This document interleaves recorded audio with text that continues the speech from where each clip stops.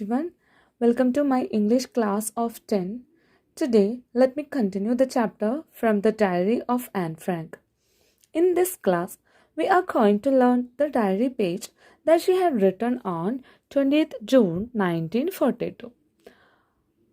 So, in the last part, we had already learned the circumstances that led her to write a diary and why she started to write a diary and what prompted her to write a diary and all we had discussed in the last class. And we all know the name that she had given to her diary. What is it?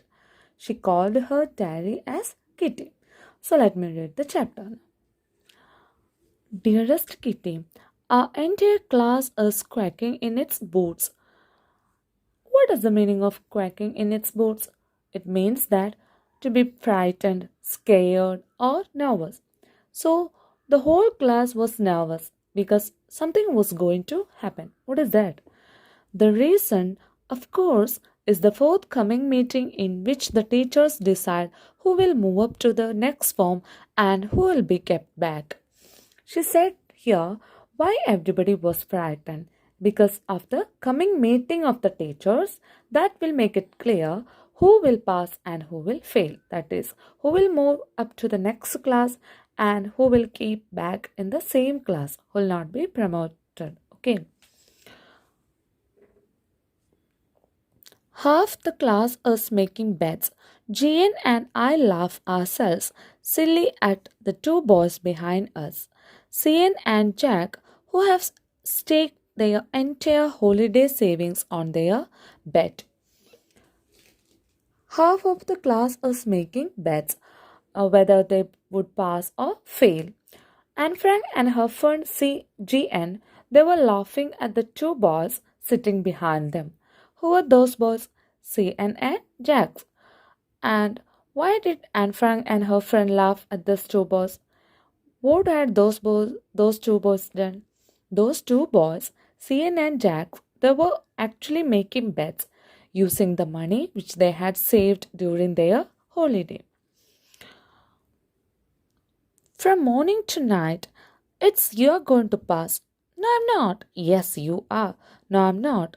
Even Gia's pleadings glanced, and my angry outbursts can't calm them down. And also, they were trying to tell each other, you're going to pass. No, I'm not. Yes, you are. No, I'm not. So they were not sure about their results. And here Gia is requesting at the boys who are making bets and noises to calm them down. And Anne herself is also scolding and shouting at those boys, but none of it worked because the boys were not ready to obey them. If you ask me, there are so many dummies that about a quarter of the class should be kept back. So she says that quarter of the class is dummies. Why she referred to them as dummies? Because they were not responding in the class or they were not taking part in any activities. Because of this, she referred the quarter of the class as dummies. And she is saying that they shouldn't be allowed to pass. But teachers are the most unpredictable creatures on the earth. So here she is saying that we can't predict the decision of teachers because it's unpredictable what will be their movement in the results of the children or what kind of results they are going to be published. I'm not so worried about my girlfriends and myself. We will make it. The only subject I'm not sure about is maths. Anyway, all we can do is wait. Until then, we keep telling each other not to lose heart. So here she says that she is not upset or anxious about the result of herself and her girlfriends because she says that we will make it.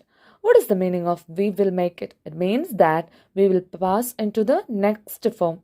She is sure about it, but she is not sure about maths because like every other student, maths is a very tough subject for her. Anyway, then they said together that let's wait for the result. But they all were telling each other that not to lose heart, which means don't lose your hope or don't be depressed or don't be sad about the result. I get along pretty well with all my teachers. There are nine of them, seven men and two women. So here she says that she had a nice relationship with all her teachers. She had nine teachers and there's seven men and two women. Mr. Casing, the old fogey who teaches maths, was annoyed with me for ages because I talked so much. Here she is talking about her maths teacher, Mr. Casing. She calls him as an old fogey, which means that a person who is excessively old fashioned in attitude, ideas, or manners. So here she says that he was the only teacher who was annoyed or irritated or angry with her because she is always talking in the class. After several warnings, he assigned me extra homework, an essay on the subject, a chatterbox. A chatterbox. What can you write about that? I'd worry about that later, I decided. I jotted down the title in my notebook, tucked it in my bag, and tried to keep quiet. So every day in maths class, Anne used to talk. So he has given her many warnings, but then also she didn't stop talking. So he has given him an extra work as punishment. That is to write an essay on the subject. What is the topic here? The topic here is a chatterbox. What is the meaning of chatterbox? A talkative person is called a chatterbox. So when she got that topic, she was worried about it because she felt that it was a weird topic and she also thought that what would she write on that topic. Then she decided that she is not going to worry about it right now. And she jotted down means that she noted it down, noted that topic in her notebook and kept it in the bag. Then she tried to be silent. That evening, after I had finished the rest of my homework, the note about the essay caught my eye. In that evening, after finishing her homework, that note about the essay caught my eye, means that I noticed it. I began thinking about the subject while chewing the tip of my fountain pen. So, then I started to think about the topic. While chewing the tip of my fountain pen, it is actually a gesture that signifies a person is in deep thinking. Anyone could ramble on and lay big spaces between the words, but the trick was to come up with convincing arguments to prove the necessity of talking. So here she said that anyone can write aimlessly or anyone can write meaningless sentences and leave big spaces between the words to fill up the pages. But here she wants to write convincing arguments or concrete arguments to prove the necessity of talking. So she wants to present concrete arguments that should convince the teacher the necessity of talking. I thought and thought, and suddenly I had an idea. I wrote the 3 pages Mr. Casey had assigned me and was satisfied. So here she thought for a long time. So after thinking a long time, she got an idea and then she wrote 3 pages about the topic. And the teacher was satisfied after reading the essay. So what are the points she wrote to convince him? I argued that talking is a student's trait and that I would do my best to keep it under control. So here she wrote that talking is a student's trait means that it is the character of a student that is talking in the class. She also wrote that she would try her best to control this nature of talking in the class, but that I would never be able to cure myself of the habit since my mother talked as much as I did, if not more, and that there's not much you can do about inherited traits as it is an inherited so here she said that she also wrote that she cannot cure that habit. What is that habit? Keep on talking. Because it's her mother's habit also. She says that she has inherited, means that she has got that character from her mother. So, as it is an inherited trait, she said that she cannot remove it completely. And she said that what she can do here it is she can control her talking, and this is how she presented the topic in 3 pages. Mr. Casey had a good laugh at my arguments. But when I proceeded to talk my way through the next lesson, he assigned me a second essay. This time it was supposed to be on an incorrigible chatterbox. So Mr. Casey, her maths teacher, after receiving the assignment from Anne, he just laughed it because he found it amusing. But in the next class, also, she continued her talking. So he once again was annoyed with her and gave her one more extra assignment. And the second essay that she got to write was about an incorrigible chatterbox. Can see here an incorrigible chatterbox. It refers that what is actually the meaning of incorrigible? It refers to a bad habit that is difficult to change. Why had he given such an assignment to her? Because he was annoyed by her unstoppable talking during his class. And here, what she had done, she handed it in. Okay, so she, after writing, she gave that assignment to the teacher. She submitted the assignment to the teacher. And Mr. Casey had nothing to complain about for 2 whole lessons. However, during the third lesson, he had finally had enough. And Frank, as punishment for talking in class, write an essay entitled Quack, Quack, Quack, said Mr. Chatterbox. But here, for the next 2 lessons, he didn't have anything to complain about her because she kept quiet during those lessons. But when he was taking the third lesson, he became disturbed because she started her talking during the classes.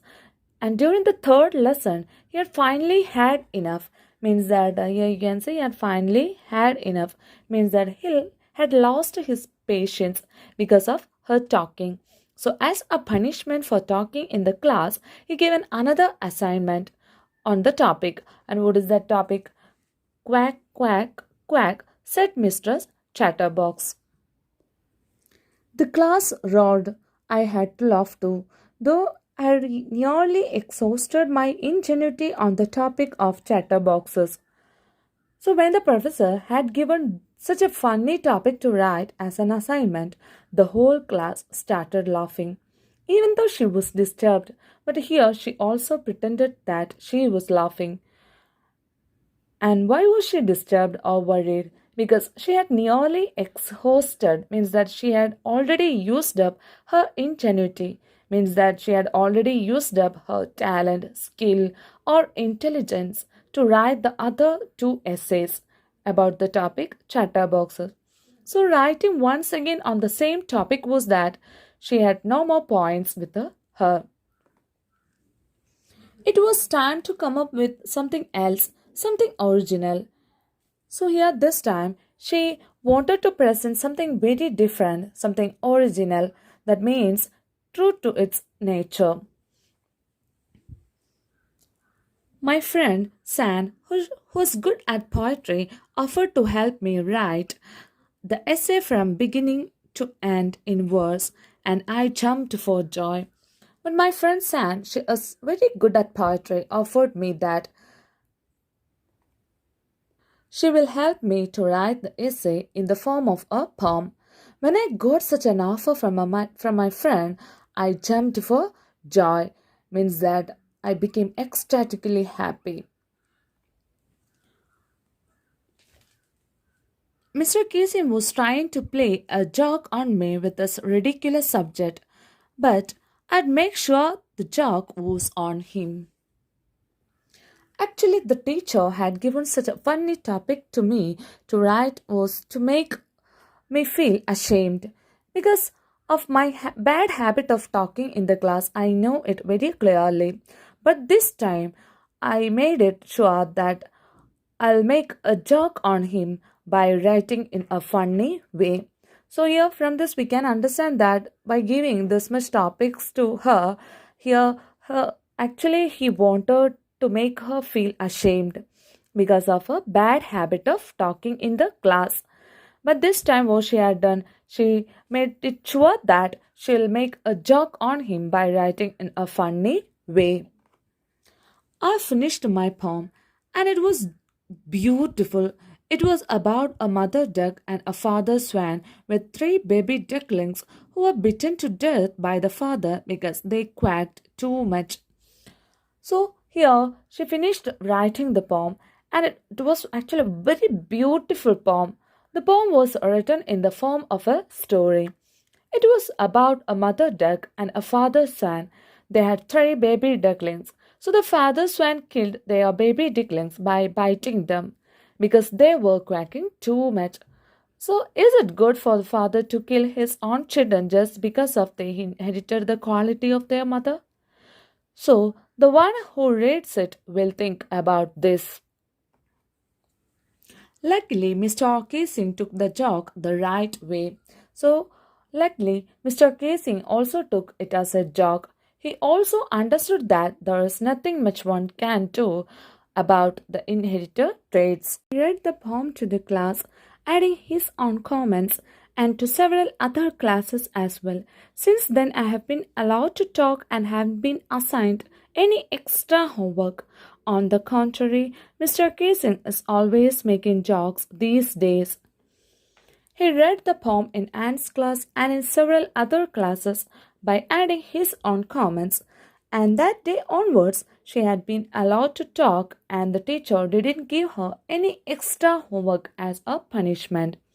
On the other hand, instead of being annoyed, he was always making jokes in the classes. So, by this, she is ending this page of diary, yours and this part we all know that it's extracted from the diary of a young girl.